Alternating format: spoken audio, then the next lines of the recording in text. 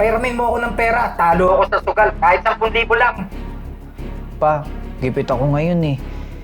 May mga pinagkakagastusan ako importante. Mas importante pa ba yan sa galit ko?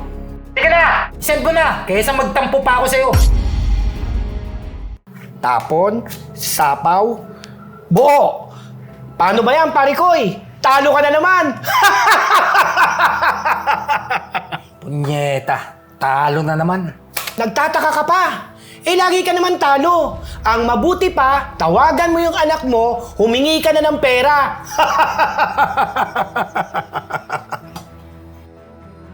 Huwag ka nang mag-isip dyan. Anong silbi ng anak mo kung hindi kayang sustentuhan ng bisyo mo? Tignan mo ko, yung anak ko, kaya sustentuhan ng bisyo ko. Kaya ikaw, kung hindi ka bibigyan ng anak mo ng pera, walang kwenta yung anak mo. Sige na nga. Tawagan ko yung anak ko. Nak! Opa, kamusta? Pairamin mo ako ng pera. Talo ako sa sugal. Kahit 10,000 lang. Pa, gipit ako ngayon eh. May mga pinagkakagastusan ako importante. Mas importante pa ba yan sa galit ko? Sige na! Send mo na! Kaysa magtampo pa ako sa'yo.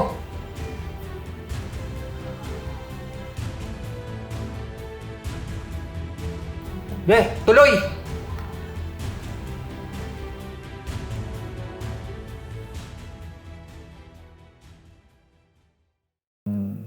Bi, may sasabihin sana ako sa'yo eh. Ano yun? Nangiram kasi ng pera si Papa eh. Okay lang ba? Kunin ko muna yung budget natin. Para saan daw? Natalo kasi si Papa eh. Kaya kung okay lang sana, hiramin ko muna yung budget natin. Ano, Bi? Hihiramin mo yung pera dahil lang natalo sa sugal yung papa mo? Bi naman, hanggang kailan mo ba kukonsintihin yung tatay mo? May sariling pamilya ka na, Bi. Alam ko naman yun. Last na to, Bi, promise. Di ako papayag, Bi. Di matututo yung tatay mo hanggat hindi mo pinuputol yung pangungonsinti mo.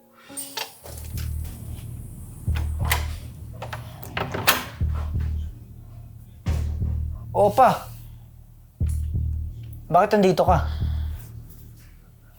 Pumunta na ako. Ang tagal mo mag-send eh. Kailangan ko ng pera. Bakit ba ang tagal mo mag-send? Dahil ba sa asawa mong walang kwenta? Pa! Huwag mo naman pagsalitaan sa Angel ng ganyan. Bakit hindi? Totoo naman. Sorry po, Tito, ha? Ginagalang ko po kayo kasi tatay po kayo ng asawa ko, pero huwag niyo naman po sana akong bastusin dito sa pamamahay ko. Babastusin kita kahit saan ko gusto. At wala kang magagawa. Gusto mo saktang pa kita? Sige, subukan mo! Subukan mo bastusin yung asawa ko. Ako mismo makakalaban mo. Ilang taong kong tinis ang ugali mo? Pati ang pagsusugal mo! Kahit mali, kinusinti ko. Kasi tatay kita. Pero ngayon sumusobra ka na? Hindi ako papayag. At kung balak mong saktan yung asawa ko, pa, mas hindi ako papayag. Dahil kung yung pagiging sugarol mo at yung ugali mo na tiis ko, hinding-hindi yung saktan yung asawa ko. Makakaalis ka na. Anak, paano yung hinihiram ko? Umalis ka na. Wala kang kwenta.